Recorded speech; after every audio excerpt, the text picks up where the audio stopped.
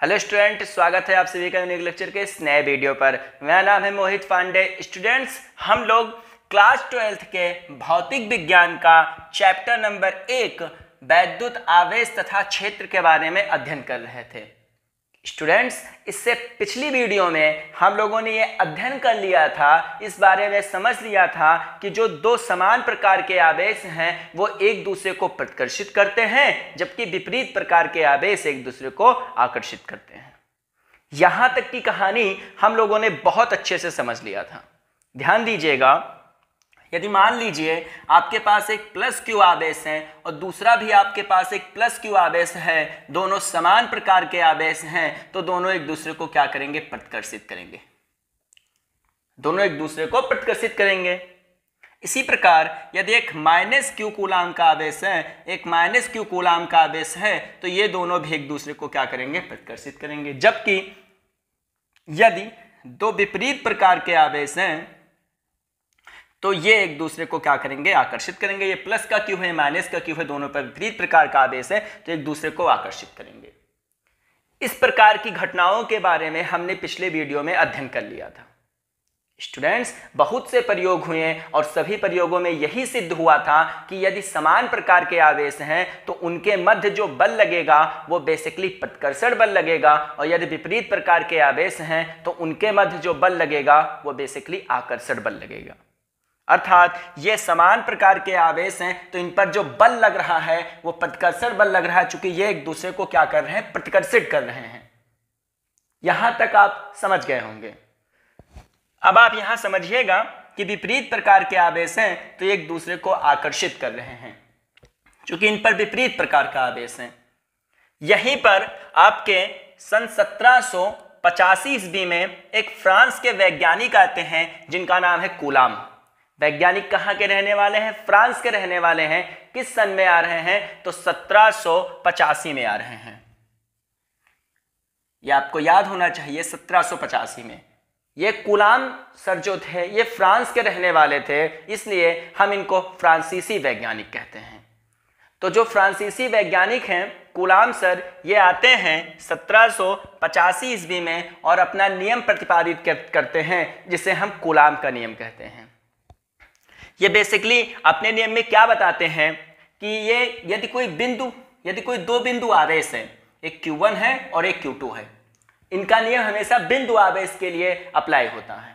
यदि कोई बिंदु आवेश Q1 व Q2 है और इनके बीच की दूरी यदि r मीटर है तो इनके बीच लगने वाले बल के बारे में इन्होंने अध्ययन किया था।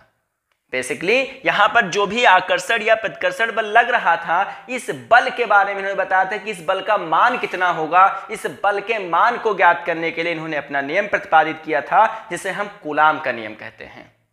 इन्होंने एक स्टेटमेंट दिया और उस स्टेटमेंट के अनुसार उन्होंने बताया कि किन्हीं दो बिंदु आवेशों के बीच, यदि कोई दो बिंदु आवेश हैं तो किन्हीं दो बिंदु आवेशों के बीच लगने वाला आकर्षण या प्रतिकर्षण बल, वो चाहे आकर्षण बल हो या चाहे प्रतिकर्षण बल हो, उन दोनों आवेशों के मात्राओं के गुणनफल के अनुक्रमानुपाती होता है तथा उनके बीच की दूरी के वर्ग के व्युत्क्रमानुपाती होता है। इस प्रकार कूलाम ने अपना नियम प्रतिपादित किया।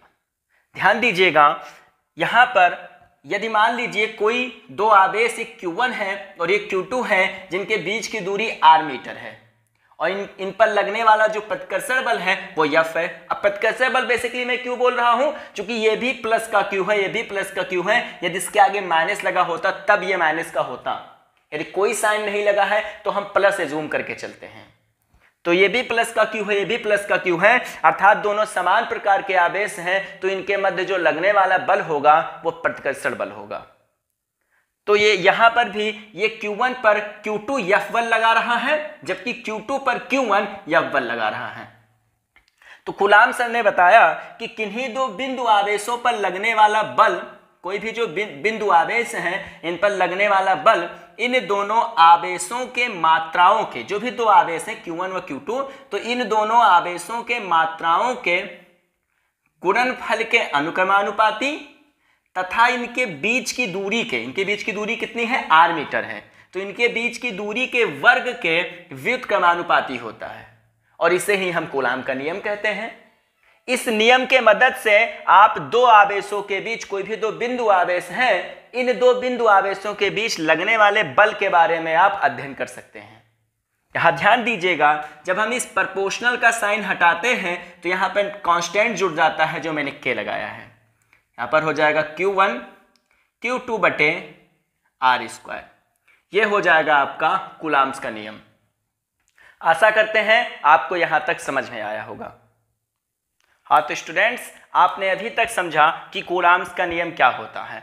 अब इस नियम को हमने इस बोर्ड पे लिख रखा है ताकि आप अच्छे से सुंदर सुंदर नोट्स बना सकें।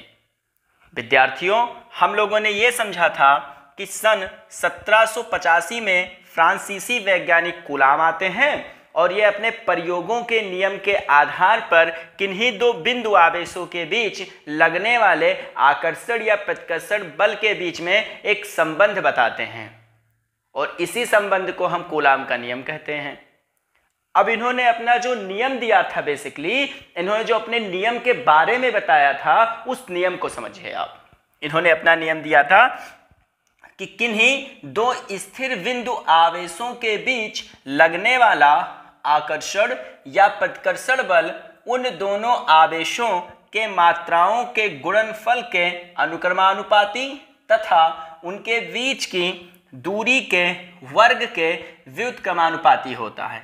यह इनका नियम था। इस नियम को इससे पहले भी हम लोगों ने समझा है, अभी तुरंत। अब आप ध्यान दीजिएगा, यह बल दोनों आवेशों की मिलाने वाली रेखा के अनुदिश होता है। जो ये बल होता है, ये जो दोनों आवेश हैं, इनको जो मिलाने वाली रेखा इसी के अनुदिश काम करता है। अर्थात Q1 पर Q2 फोर्स लगाएगा, Q2 पर Q1 फोर्स लगाएगा, बल लगाएगा। यहाँ पे हम मान ले रहे हैं कि माना दो बिंदु आवेश Q1 व Q2 एक दूसरे से r मीटर की दूरी पर रखे हैं। देखिएगा, दो आवेश हैं, बिंदु आवेश हैं, Q1 व Q2 हैं, एक दूसरे से r मीटर की दूरी पर रखे हैं, जिनके मध्य लगने वाला बल, इनके मध्य जो लगने वाला बल F है और ये भी F है। तो F होगा वो प्रोपोर्शनल होगा Q1 Q2 बटे R स्क्वायर के। यदि हम इस प्रोपोर्शनल का साइन हटाते हैं तो एक कांस्टेंट जुड़ जाता है K, जिसे हम नियतांक कहते हैं। K, जहाँ K एक नियतांक है जिसका मान 9.0 गुणे 10⁹ न्यूटन मीटर स्क्वायर प्रति कूलाम स्क्वायर होता है। तब आप ध्यान दीजिएगा कि यह बराबर हो जाएगा, यदि हम K का मान जो आया है 9.0 गुणे 10⁹, इस मान को यदि हम यहाँ पर रख दें तो यह बराबर आ जाएगा 9.0 गुणे 10⁹ Q1 Q2 बटे R स्क्वायर। अब चूंकि बल का मात्रक न्यूटन होता है तो यहाँ पर आपको न्यूटन लिखना पड़ेगा। अब ध्यान दीजिएगा, मैंने यहाँ कुछ डॉट मार्किंग में आपको बताया है कि यदि बिंदु आवेश निर्वात अथवा वायु में स्थित हो, जो भी आपका बिंदु आवेश है Q1 व Q2 है, वो निर्वात अथवा कहाँ स्थित हो, वायु में स्थित हो, तब K बराबर हो जाता है 1/4πε0 लिख लिया जाता है। स्टूडेंट्स, आप बटे भी बोल सकते हैं, पर ओवर बोलिए, काफी अच्छा लगता है सुनने में। तो K का मान, ये जो K = 1/4πε0 आया है, इस K का मान हम इस समीकरण फर्स्ट में रख देंगे, जो हमारा F = K Q1 Q2 over R square आया था, यहाँ रख देंगे। तो F = आ जाएगा 1/4πε0 Q1 Q2 over R square Newton, जो कि बल का मात्रक न्यूटन होता है। यहाँ ध्यान दीजिएगा कि जो यहाँ जो आपका ε0 है, जो आपका बेसिकली ये ε0 है, ये निर्वात की वैद्युतशीलता होता है। ε0 को हम क्या कहते हैं, निर्वात की वैद्युतशीलता कहते हैं। और ध्यान दीजिएगा, जहाँ 1/4πε0 जो बराबर होता है 9.0 गुणे 10⁹ न्यूटन मीटर स्क्वायर प्रति कूलाम स्क्वायर, अर्थात जो 1/4 पाई ε0 आया है, ये बराबर होता है 9 गुणे 10⁹ न्यूटन मीटर स्क्वायर प्रति कूलाम स्क्वायर। ये वैल्यू आपको बढ़िया से याद होनी चाहिए, इसको हमने डॉट मार्किंग में कर रखा है। स्टूडेंट्स, आशा करते हैं आपको कूलाम्स का नियम बहुत ही बेहतरीन तरीके से समझ में आया होगा। स्टूडेंट्स, आप क्या करिएगा, आप इसको स्क्रीनशॉट ले लीजिएगा और आप अपने सुंदर सुंदर अच्छे से नोट्स बना लीजिएगा। स्टूडेंट्स, जो पढ़ाई होता है, एजुकेशन होता है, इसको बेसिकली रिवीजन करने से बहुत अच्छे तरीके से आता है। आप इसको घर पे रिवीजन कीजिएगा। क्योंकि कहते हैं experience is the great teacher या गुड टीचर। जो अनुभव होता है वो बहुत अच्छा अध्यापक होता है। आप इसको बार बार एक्सपीरियंस करिए, रिवीजन करिए, यह आपके लिए बहुत ज़्यादा बोर्ड पेपर के लिए अति महत्वपूर्ण है। स्टूडेंट्स, अब आप स्क्रीनशॉट ले लीजिए। आशा करते हैं आपने स्क्रीनशॉट ले लिया होगा।